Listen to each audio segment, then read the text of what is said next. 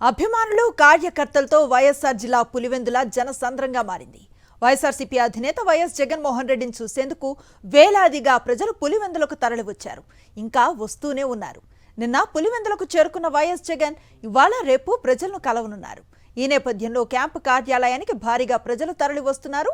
వైఎస్ఆర్సీపీ నేతలతో పాటు అభిమానులు పెద్ద సంఖ్యలో రావడంతో క్యాంపు కార్యాలయ పరిసరాలు కిక్కిరిసిపోయాయి.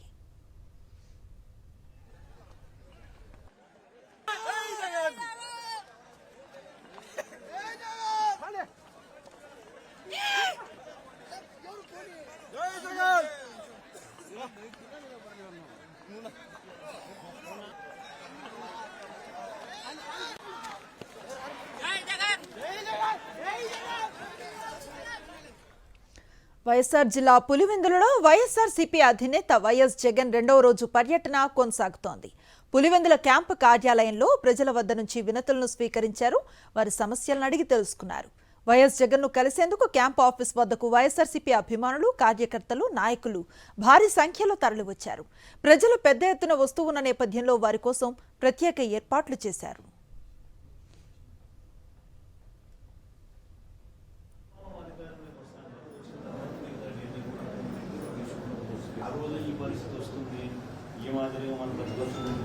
జరగలేదు అని చెప్పి మనం ఏదైనా దానికి ఎవిడెన్సెస్ లేవు కాబట్టి మనం సరిగా ఫ్యామిలీ జరగలేదు అని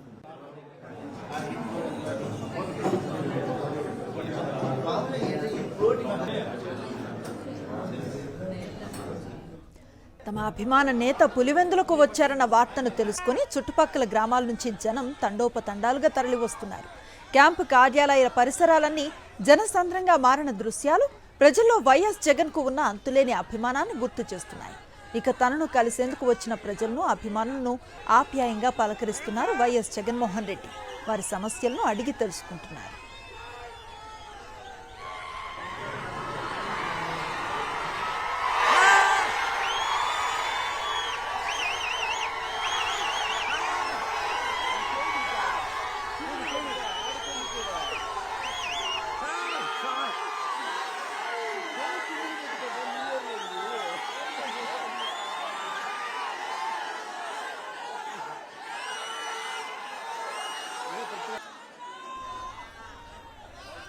ఎన్నికల్లో వైఎస్ఆర్సీపీ ఓడినప్పటికీ తమ నేత జగన్మోహన్ రెడ్డి అంటున్నారు జమలమడుగు నియోజకవర్గం నుంచి వచ్చిన వైఎస్ఆర్ కాంగ్రెస్ పార్టీ అభిమానులు.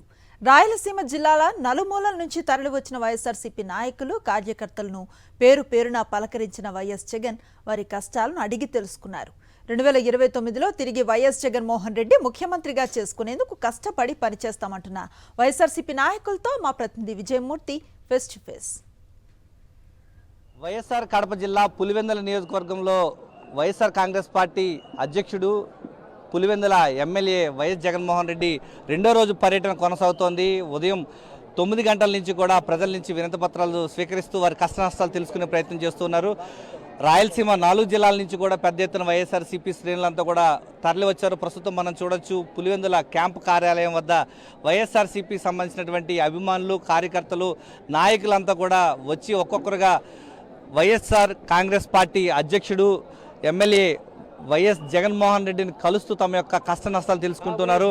ఆంధ్రప్రదేశ్ రాష్ట్ర మాజీ ముఖ్యమంత్రి అయినప్పటికీ మళ్ళీ ముఖ్యమంత్రి చేసుకోవడానికి తమంతా తిరిగి కష్టపడి పనిచేస్తామని చెప్తున్నారు. మీరు ఎక్కడి నుంచి వచ్చున్నారమ్మా, ఏమని చెప్పారు? కలిసారు జమ్మలమడుగు నుంచి వచ్చినాం సార్ మేము. సార్ నా పేరు సంగీత. మేమైతే జగనన్న ఖచ్చితంగా ఈసారి సీఎం అవుతాడు అనుకున్నాం. ఎందుకంటే ఆయన ఇచ్చిన సంక్షేమ పథకాలు అవనివ్వండి, అభివృద్ధి అవనివ్వండి, అన్నీ బాగా జరిగినాయి. కానీ ప్రజలు ఎందుకు ఇట్లా మొగ్గినారంటే గిన ఆయన చెప్పేదన్నీ అబద్ధాలు, దానిల కోసమే మొగ్గినారు. ఇప్పుడు తెలుస్తుంది వాళ్ళకి, ప్రజలకి. కానీ ఇప్పటి నుంచి గ్రౌండ్ లెవెల్లో కార్యకర్తలందరం కష్టపడి పనిచేసి, వాలంటీర్లు వద్దు సార్, ఇంకా వాలంటీర్ లేకుండా మేము కష్టపడి పనిచేసి కార్యకర్తలు అనేది జగనన్నకి ఎట్లా మంచి గెలుపు ఎట్లాడి తీస్తామో ఈసారి నిరూపించుకుంటాం మేము. కష్టకాలంలో మరింత అండగా నిలిచేందుకు వైఎస్ఆర్సీపీ శ్రేణులంతా కూడా సమాయత్తం అవుతూ ఉన్నారు, కలిసి ఉన్నారు. జగన్మోహన్ రెడ్డి గారిని ఏమని చెప్తూ ఉన్నారు? సార్ నాకు సొంతం ఇల్లు లేదు సార్. సొంతం ఇల్లు ఇచ్చింది జగన్ సారు. చంద్రబాబు ప్రభుత్వం, నాకు రాజశేఖర ప్రభుత్వంలో మాకు ఇల్లు వచ్చింది, స్థలం వచ్చింది. నా ఇంట్లో పరిస్థితి బాగాలేక స్థలం అమ్ముకుని ఇబ్బంది పడినాం. కానీ రాజశేఖర రెడ్డి ప్రభుత్వం వచ్చి స్థలం అమ్ముకున్నాము. జగన్ సార్ ప్రభుత్వంలో ఇల్లు వచ్చింది. ఆయన ఇచ్చిన డబ్బులతోనే ఇల్లు కట్టుకున్నాను. సొంతం ఇల్లు ఉండేది నాకు.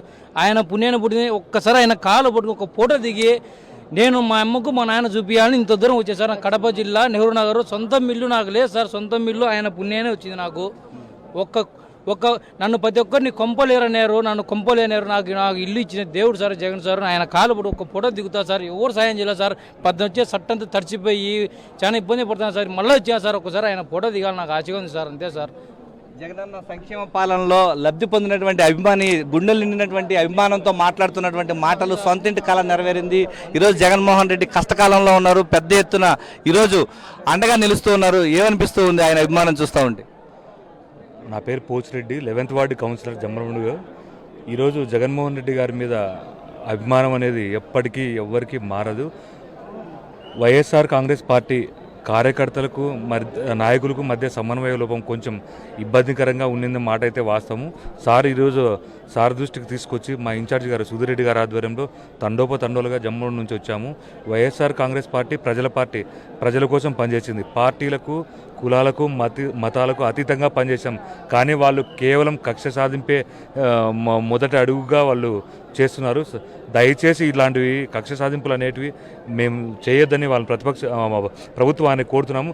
కానీ వాళ్ళైతే వాళ్ళ బుద్ధి మన జగన్ సార్ చేసినట్టు కానీ, మన సుధీరెడ్డి గారు కానీ ఎక్కడే కానీ ఒక చిన్న వ్యక్తి మీద కూడా మనం ఇబ్బంది పెట్టలేదు.